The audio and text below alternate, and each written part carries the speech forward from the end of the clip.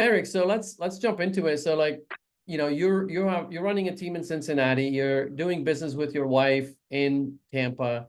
How are you approaching this? What have you been seeing out in the field from both, cities and states, really? And I'll share some of my Yeah. experience. Yeah, it's definitely been unique because we're in two different markets. So the cool thing is what we're seeing in Cincinnati does differ a little bit from what we're seeing in Tampa. So I'll go ahead and start, I guess. What we're seeing in Tampa, the market tends to be a little bit slower here. Our days on market are actually closer to 80 days on market now. So whereas Cincinnati, our days on market are still under 10 days. So something that gets listed in Cincinnati, usually gone within the first week. Something you list in Tampa is going to be on for 2 to 3 months. So Cincinnati is still very much a seller's market. Tampa is very much a buyer's market. It's kind of transferred. So most of the agents that I'm seeing in Tampa are offering some sort of commissions. Now we do work a lot on the listing side down here. I have told all of my sellers that we go into, like, you are not obligated to pay a buyer's commission. It's better to be able to offer one up. It's going to be better to, incentivize somebody to come see the property. It'll be better if somebody asks about it. The agents can be more motivated to sell it. And Tampa is super important because our market down here is a lot slower. So if we're offering something to a buyer's agent, hopefully it motivates them. There's, I think the last time we checked, 17 or 18,000 listings in our three main counties, which is a lot.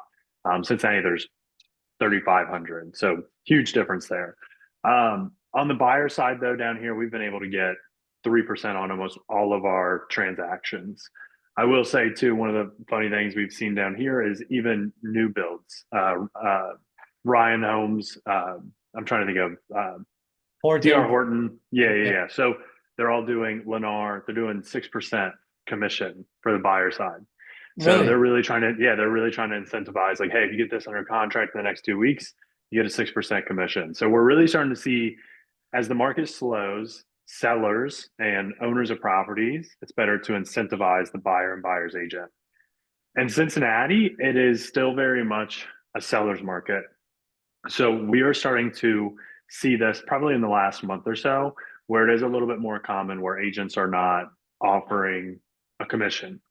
But that doesn't mean that just means upfront. So really what we've told our team how to go about this is there's no need to call the agent and say, hey, are you offering a commission? If you are, what is it? Doesn't matter. I didn't used to call a seller if I was submitting an offer beforehand and say, hey, my client's gonna be submitting an offer, but we're asking for closing costs. Will you give us closing costs? Never did it. We always just submitted our offer. Now I'd always call and say, what are their motivations? What does it look like? What kind of offers do you have? What's important to the seller? But I wasn't sitting there like, hey, does a 28-day close work? It's going to be in the offer. So that is kind of something that we're just throwing out the offer. It's a part of it now. It's a part of what we're asking for. And we've had, I told Randy before this, we've had, in 2.5 months of doing this, we've had one agent who did not, it was a $140,000 investment deal. Our agent was showing it for the investor. They offered 140. They asked for 3% commission. So that's $4,200. The listing agent's like, we're not offering commission. We're like, okay, anything else in terms of the offer? He's like, we're not offering commission. We're not like that. He was stuck on that. He was like, we're not offering commission. So I told the agent on our team, I said, minus out the commission and resubmit it. Well, her investor got mad and offered 130, and he was going to pay her the 5,000 of commission. So it was going to be a 135 net instead of a 136 net offer, or yeah, really for him, like 135. So it was going to save him about $1,000, and the seller took it. So was super interesting to see. That agent was dead set on, we're not paying a commission. We refuse to pay a commission. And But our they were agent was like, willing to take a lower offer, much lower yeah, offer. yeah. Yep. Like, It netted them less. So it was just one of those things where I think there'll be some egos involved where, for right. whatever reason, there's definitely going to be some listing agents that will refuse to pay a commission. And they will, sadly, listing agents they have some of that trust from their seller that they can kind of leverage and say, oh, you don't want this because of, the commission being offered. So, but that's more of an exception than the rule, right? Where that Yeah. I find that to be in San Diego, it's very rare where Yeah. it will be a seller that's so stubborn that doesn't want to pay a commission? I would say 95% of our deals we're still getting Yeah. 2.75% and 3% commission. And what you said too, it's what we discussed as well prior to this change, is that I envision that a lot of buyers agents in the buyer's market will be making more money. And Yep. hence you just said that, like, oh yeah, we Yeah. make 3%. That's our minimum on the Florida, Tampa, in Florida. And if you were to represent a buyer on the new build, well, crap, now you're getting 5-6%, right? And there's also, we haven't had direct experience with this, but I do know a couple agents that maybe the seller was offering 2% and the agent got a 4%. We haven't done this, and I don't think we will, but I've heard of agents that have also had up to 4% buyer broker agreement, and then they went back to their buyers and they said, "Hey, we agreed to 4%. They're offering 2. Well, you offer 2," and they've gotten 4%. So overall, me personally, even going into this, I thought it was kind of a benefit because maybe there's a buyer that is going to require less work. Like for an investor, if I'm a buyer's agent, I might do it for 1.5%, 2% if we're shotgunning a ton of offers out and the seller's not willing to do it. Or I might have an up to 3%. And then, if a deal is stuck on commission, it's recurring business. You're going to be more willing to say, "Hey, that's fine. I'll take no commission on this. Get me on the next one or get me on the listing side." So, and that's how we did business anyways. It's now just in writing. That's the only difference. It's a negotiation over everything else.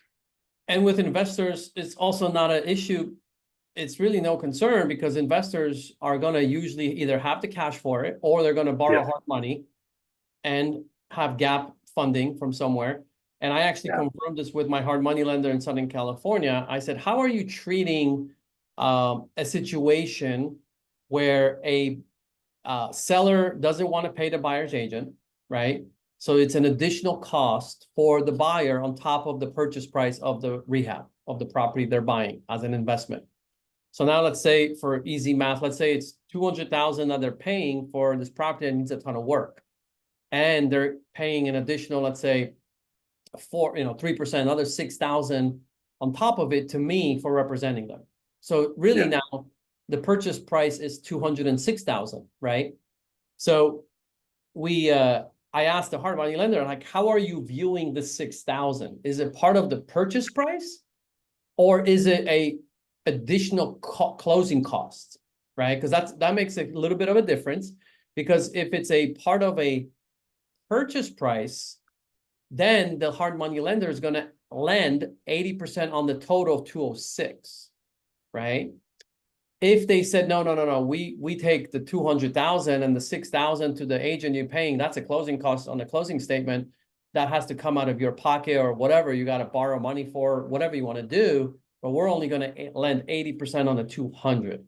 So the hard money lender that I do business with, he said, no, we're going to look at it, and we're looking at it as is. It's a wholesale fee on top of a contract price that the investor has locked up the property. So that made a lot of sense to me. So that basically what meant was like, no, we're looking at it as it's 206 purchase price.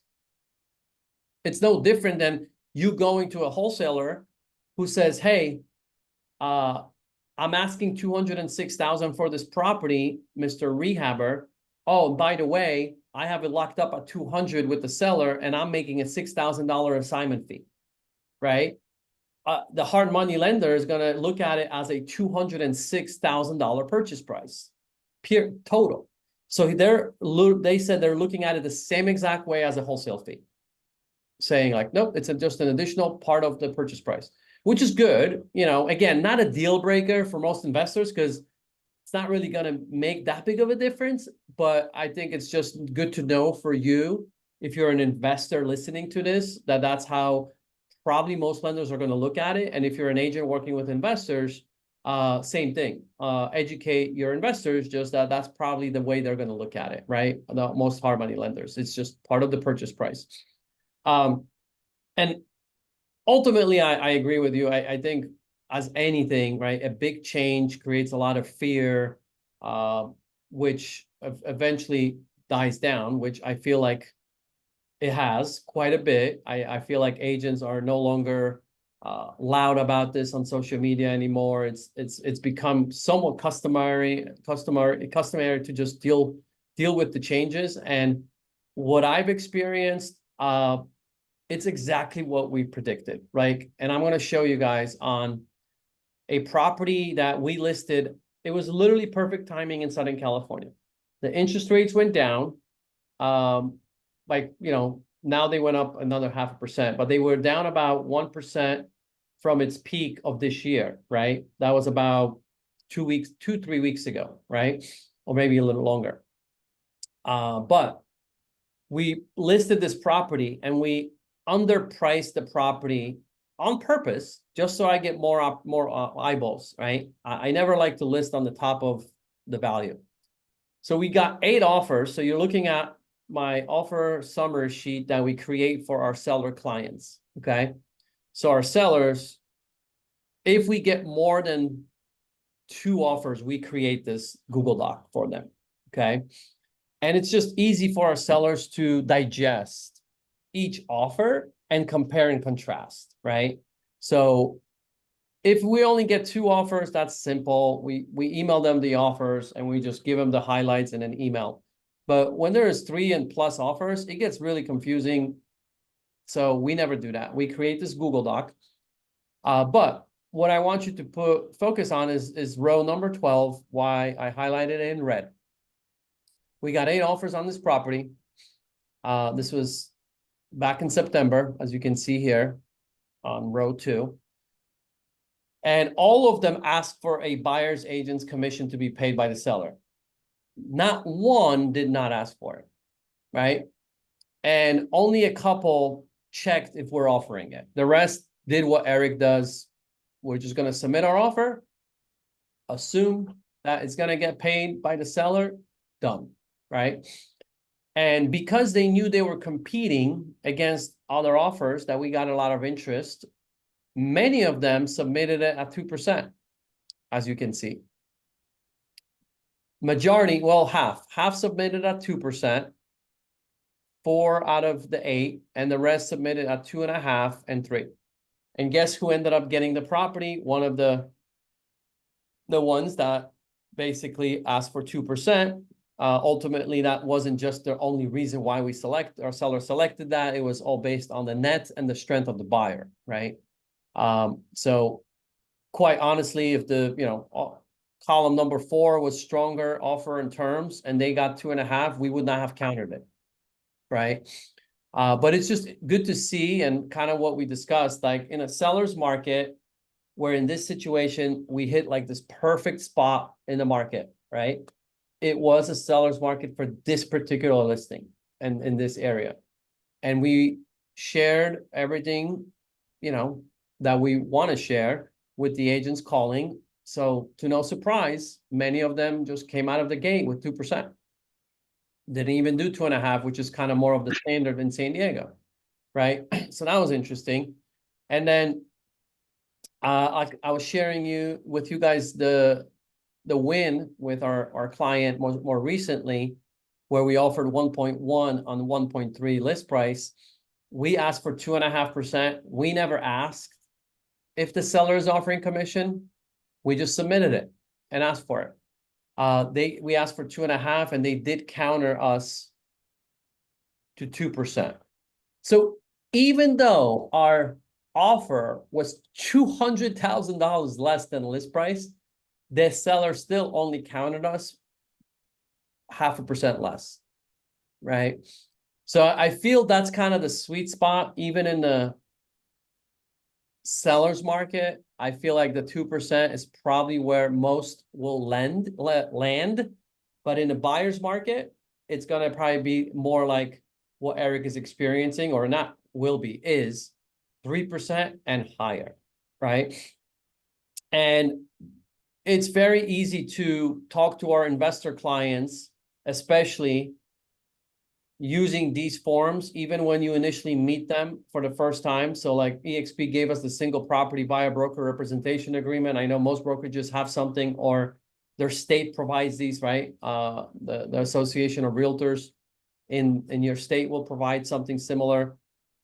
And no one says no to this because it's so non-threatening. So we haven't had anybody really push back on it.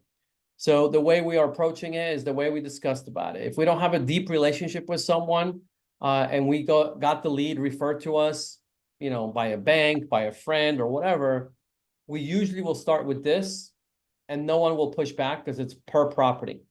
And then as we establish that relationship, then we transition to a full buyer broker agreement, right?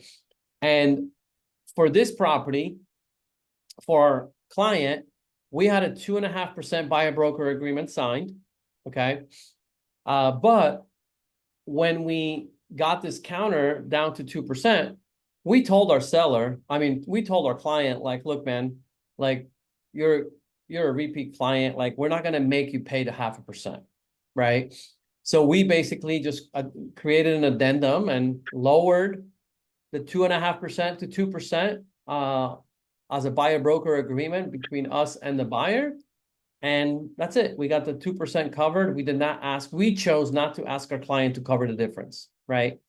Because again, repeat client, we're going to be listing his condo in a couple of weeks. We helped him sell his flip. Like, I'm not going to be like, oh, dude, man, like, give me the 0.5%. Like, I'm not going to do that, right? In this case. So there's flexibility that we have, right? So even if I have a client that will tell me, like, Randy, I really don't have the money to cover your commission, I will like, again, that's fine. Don't worry about it. Let's start submitting offers. Let's not even ask the listing agent, but let's just come in strong. Let's come in strong. Let's come in serious, have good terms. And most of the time, 95% of the time, it's going to be covered, right? So like, don't stress about that situation that, you can't pay me the commission, because that's more of a rare situation than the norm, right? And that calms them down because now we're speaking from actual experience, not theory, right? Before it was a theory. Now it's a fact, right? We actually have case studies we can point to, we can speak from real experience, which is now so much easier because they know now that it's actually happened. Like, it's not something that I'm just assuming anymore. So anyway, any comments on this, Eric, from, buyer broker agreements, single property things, anything else that comes to mind? No, I will say, like, if you're an agent, like, we use a template for a buyer broker agreement that actually we created that just line by line kind of explains each field, which we kind of do on the listing side as well. So we haven't had any real hesitation with getting these signed, but anticipation of it, we really broke down the whole buyer broker agreement, what each field meant and everything like that. And then I think the biggest thing is to not stress out about, most agents were freaked out and thought, well, we're never going to get paid a commission ever again on the buyer side. And it's like, not, you're still providing a service. If you're not providing a service, it's very difficult to try and say, here's my value and this is what I'm doing. And then it is like, okay, well, if you're not going to do anything of value, you're not going to get paid what you want to get paid. But we really tell all of our clients up front what our value is. And then when we go to ask, we do that before we ask for them to sign the buyer broker agreement. And we'll typically do that at like a initial consultation. And then when we say, hey, can you sign this? We've had literally no one that's been like, no. They're like, they love to hear that we write, we do comps for every house that they're going to offer on. They love to hear that, we've got these amazing lenders and inspectors and all of these connections and contractors and all of these other resources that we pull from, and we haven't had any problems. And same way Randy said, if we have a client that can't pay the commission, it's not like I'm going to say, hey, go represent yourself, like kick rocks. We just say, okay, well, looks like we're going to negotiate with the listing agent and see what we can't do. And we haven't had any problems with that. One of the things I did want to kind of bring up, Randy, we talked about it a little bit before, but we have seen both in Tampa and Cincinnati, it's a little bit more common now than before. Not crazy, but we are getting more buyers calling off of Zillow or off of the listing sign and saying, hey, I'm interested. I don't want to work with an agent. I had one person that I was like, that's no problem. I'll go show you the property. I just have to have you sign a non-representation. Like, it's literally saying, I'm not getting paid commission. I'm just going to show you the property. And she refused to do it. And I was like, I can't legally go out and show you the property. So she ended up coming to an open house a couple weeks later. But we've gotten more people recently that have called off signs that I think don't want to use agents. And I think that's going to be something we do see. And honestly, it's a little bit concerning because I don't think they understand what electing no representation. There's either you're represented by the listing agent and that's fine and dandy, but their relationship was first with the seller. It's going to be second with you. Or there's non-representation, which on a real estate transactions for 90% of people, non-representation can get you in a really bad situation really quickly. Yeah. Yeah, I can see that why it's happening. And we thought that it would, and it is. So again, it's just confirmed what we thought. And then when I talk to my sellers, I've also never got pushback still when I say, hey, listen, it's actually easier to get a listing agreement signed because it's like, hey, our listing fee is 2.5%. What you pay to the buyer's agent is all negotiable. I suggest that you are open to offering a fair compensation, right? Yep. But let's see where it comes in, right? What the agents are going to ask for. And the sellers are like ecstatic, like, oh, okay, cool. We get to negotiate that. Yeah. Right. I was like, the common percentage right now is still 2.5%, but let's just see where things come in. Because if it's a lowball offer and they're asking for 2.5%, we can counter that down to 2, right? If it's a strong offer and they're asking for 3, we might end up, you might want to pay it, right? Because it's Yeah. the best offer. So let's not close ourselves into a number. But I just ask the seller to give me permission to share that they are willing to pay a fair compensation, right, to the buyer's Yeah. agent. And that's all I Are you, want is their approval to share that, because I already know, and I tell them, look, some buyer's agents are going to be calling me and texting me if there's a compensation being offered. And if we don't respond correctly, we might lose an opportunity of a showing. So yep. I want to be able to expose your property to everybody, including those people that need the money to be paid by the seller because they actually maybe honestly don't have it. I was like, so let's not lose that opportunity because they could be that one buyer that is going to submit the offer, right? And they totally get it. They totally agree. So when I get that text or a phone call, I don't talk about numbers. I just say, hey, my client is open to paying a fair compensation to you, the buyer's agent. And I leave it at that. And it's like, so put it in your offer. And they're gonna look at it from a holistic standpoint, everything, price, terms, your commission, everything, right? And that's it. So when I get those kind of calls, or phone calls, or my team member does in San Diego, that's how we respond. But us, it's rare that we ask. We rather not ask, we just submit. And that's Yeah. it. And let's just see how how they counter. So that's our approach. That's what we're also seeing. And no pushback from sellers. Sellers are actually, it's a lot easier to get listing agreement signed, to be honest. Yeah. And I would say too, when you're at least what we're doing when we talk to a seller is we let them know what to possibly expect for what an agent's going to offer or ask for commission wise. So I do the same thing. Like we tell them like, hey, here's our commission to list it. You're not required to pay a buyer commission. It's negotiable. What we're typically seeing in the Tampa market is 2.5% to 3% or 2% to 2.5%, whatever it is. It kind of depends on the pricing of the property. And then that way they expect it because we just don't want to list the home and then we're like, hey, you're only paying us 2.5%. Everything's good, which I think this will happen too. And then an agent's going to come in and say, well, I want my 2.5% paid for. And the listing agent's going to have a conversation with the seller of like, okay, well, on top of that, you're now paying the 2.5% for the buyer's agent. So we've just been telling them, hey, do expect that there's still going to be agents that ask for it. And same thing, Randy, like we tell them, just be willing to say, hey, yes, I'm offering it. Let's see what they come at. And then you can kind of negotiate it from there. I think that's kind of the best way to go about it. Yeah. Yeah, so I think at the end of the day, it is really not that big of a deal. It's business as somewhat usual. The way it's very similar to what was happening in essence, I guess, in terms of Yeah. pay. I do think there's an opportunity for agents now to be making more money in a buyer's market, and then slightly less in the seller's market. But in a seller's market, that was already the case. A lot of the listing agents were offering in San Diego 2% out of the gate. Like that was Yeah. it. Like you couldn't even ask for 2.5, or I mean, you could, but the chances of getting it were very low.